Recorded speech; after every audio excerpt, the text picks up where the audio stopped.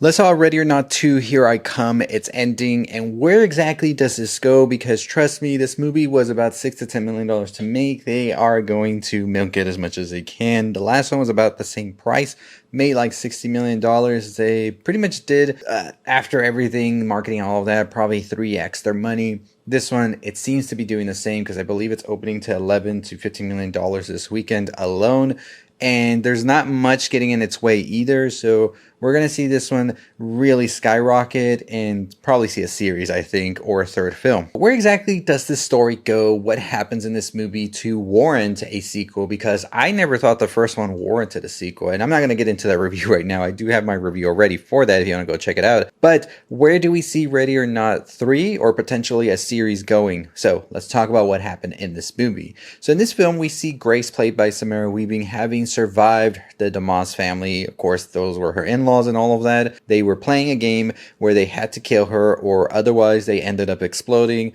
And since Grace is in the second movie, they exploded. And now we see her having to play this game all over again with separate families now, and also her sister Faith, because her sister Faith is actually her contact emergency. And she was contacted because Grace went to the hospital. They don't have a great relationship though, because Faith feels that Grace abandoned her since they were foster children, all of this, and Grace was trying to live a better life and ultimately bring Faith with her. But of course the years kind of set them apart, so they don't have the best relationship, but now they have to work together here.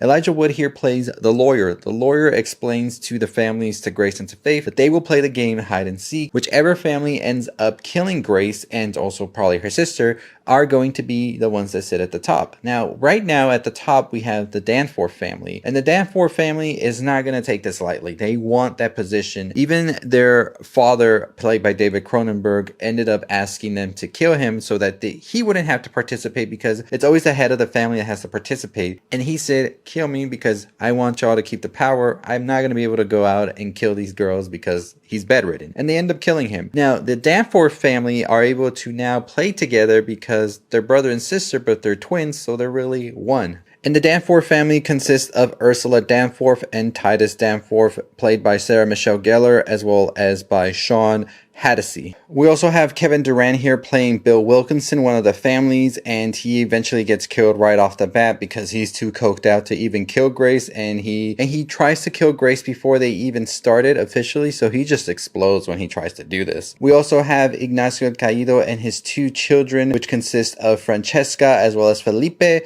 Then we have the family of Wang Cheng-Ching, which consists of her son, played Wang Cheng-Fu, and also, of course, we have Kip Danforth, another part of the family of the Danforths, and we have Madhu Rajan as well as Viraj Rajan, and also the wife Martina Rajan here. So these are all the people that are going after Grace because they want a shot at the throne. They go at her with various different weapons, which are going to be weapons of when their family joined this cult of Satanists or whatever it is. And they all worship LaBelle. We don't know much about LaBelle yet, even at the end of this movie. We just know that there is a ring that kind of signifies you're in charge. And that's the ring that they will get whichever family ends up killing Grace. And we see, of course, that they all go about it in different ways. We have some using snipers, some using more like swords, and also using like knives. Whatever they can get their hands on, they're going to use in order to kill Grace. We see as Faith and Grace throughout this whole ordeal are trying to make it through, eventually even splitting up after having a bit of a back and forth with one another. But they eventually start to get the better of these families, these rich assholes, because one of the rules here is that they cannot kill each other. The families can't kill one another. They can only kill Grace. And so we see at one point that Grace is able to get Wang Cheng-Ching to kill Ignacio, and that in fact kills her and her lineage. So her and her son blow up, Ignacio dies, and of course now Francesca's gonna have to take his place. And spoiler ahead, Francesca was actually going to marry Alex DeMoss, so she has a bit of a vendetta against Grace, and she ended up marrying him and not her.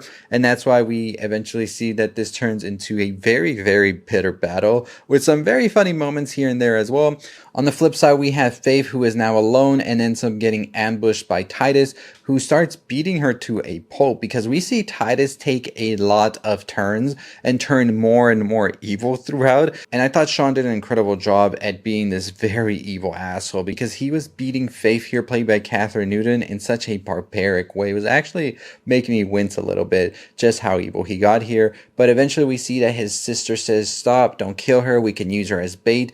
And even he smacks Ursula here, which I was just like, there is no turning back for Titus here. He is full on villain. The Rajan family also gets dealt with pretty early on, as we see that Grace and Faith were able to kill one of the brothers very early on by putting him into a washing machine. One of the most, I would say, iconic kills in this film for sure. And eventually the brother has to go out, but he's like, no, how about I send my wife? I make her the head of the household and all of that. She goes out there, but she just darts out with the car and is never seen again. And he's just like, well, there goes that. Eventually, we see, of course, that Grace gets lured out by Titus and Ursula as they say, hey, we have your sister and we're going to kill her, right? Come out here. And Grace has to decide what to do, because they say either it's you or your sister, choose what you want to do. Grace then gets the idea because Wang Chengqing had told her if she were to marry somebody in the whole families, then nobody has to really die, and then they would continue on, and that family or that couple would be at the top now. So she tells Titus, hey, leave my sister alone. I'll marry you, you'll get what you want, and leave us alone, right?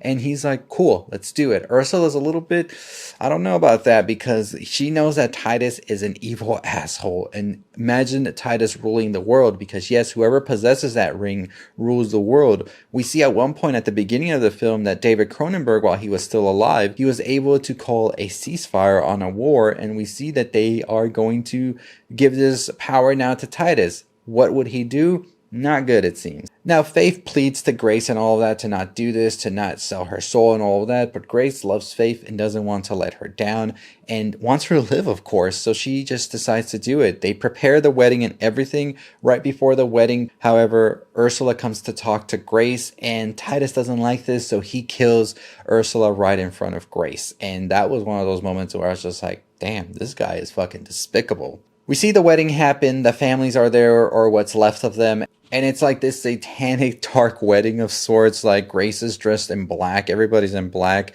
Lavelle is there in some way, the lawyer is the priest that's gonna ordain all of this. I thought Elijah Wood was great as the lawyer, very funny comedic moments throughout. The wedding happens and everything, and Grace ends up saying I do to Titus, and then she kills him by throwing him into a pit. And this was the pit where they were going to sacrifice a goat, by the way, which Grace and Faith did not want this to happen throughout the whole film, and they are very adamant about letting the goat live. The goat lives, by the way.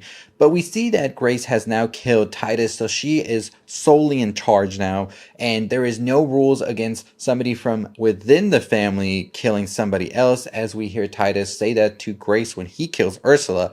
So he gave her that idea, and she accomplished it.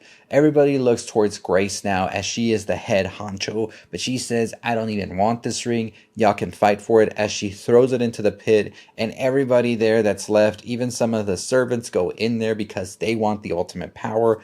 Time is ticking though, because now they have to get the ring before sunrise, or otherwise they're all just going to explode. We see Grace, we see Faith, and the goat now walk away, and they look back at the lawyer, and he's like, you're free to go. You don't have anything to do with this anymore. That's between them. Somebody has to get the ring, or they're all going to die. And as Grace, Faith, and the goat walk away, we see everybody just start exploding. A shower of rain comes out from the pit, and the movie just ends with Grace and Faith and the goat leaving the compound, wondering what's next. But their relationship is back together, and that's pretty much how this movie ends right here. Now, there is still the talks. Who can possess that ring now that everybody's dead? Or is there somebody down there that's not dead and is looking to get revenge? Would Felipe, the young boy who is Ignacio's son, be the one wearing the ring and we just didn't see it? Now he is going to seek out revenge for his sister as well as for his father. That could be a possibility. I mean, Felipe's entrance when he was next to kill Grace was pretty great. Got the biggest laugh, I think, in the theater when he came out with his little machine guns. I thought that was great. And, you know, the whole thing with Ready or Not is it's starting to fall into a cartoonish vibe anyways now. And I think if they lean heavily on that, I think we could have something interesting. I said in my review that I think the weakest parts of this film are when they try to do the emotional baselines because they're just not there or they're not fully developed as well as the cartoonish and outlandish moments from the film. So if they lean towards that for a third film or for a series, we definitely could get somewhere. Do we bring Grace and Faith back? I mean, what point is it even to bring them back? And that's going to be my thing right there. So I just don't see where we go from here unless they want to introduce a whole new storyline or want to go back and explain LaBelle and what he has done and why he's doing what he does, offering this sort of like power and all of that for these rituals and these sacrifices. They could probably do something like that. But pretty much at the end, Grace was able to survive again with her sister Faith. She was able to go to the top of the throne, hold the power for a couple of minutes before deciding, I don't want this. I don't want to kill people.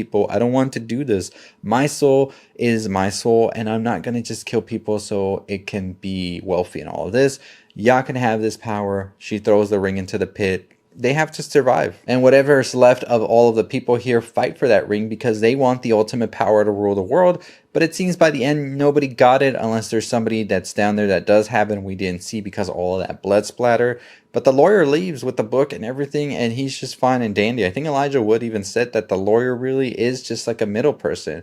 Not good, not evil. He's just there to tell you the rules and how to go about this whole ritual. Once it's done, it's done. He just works for LaBelle, and that's all he's there for. So we could see a potential, I would say, like explanation of LaBelle if they decided to do a third film or a series. But I just don't see where we could go from here. I feel like the story's kind of exhausted itself already. Give it a break. But that's pretty much what Ready or Not 2 is. And like I said in my review, it's the same old, just new families and all that. A little bit more of lore with the ring and all, but that's it. That's pretty much it. Let me know what you thought about the film, though, if you enjoyed it. I said that it was great when it was leaning towards that cartoonish, outlandish vibe. But then when it tries to be emotional, it kind of falls apart on me. And that's just my thoughts on it. But I'd love to know your thoughts in the comments down below. Make sure you follow us for more. 50,000 subscribers is our goal. Let's get to it. And I'll see all of you next time. Stay safe. Stay positive.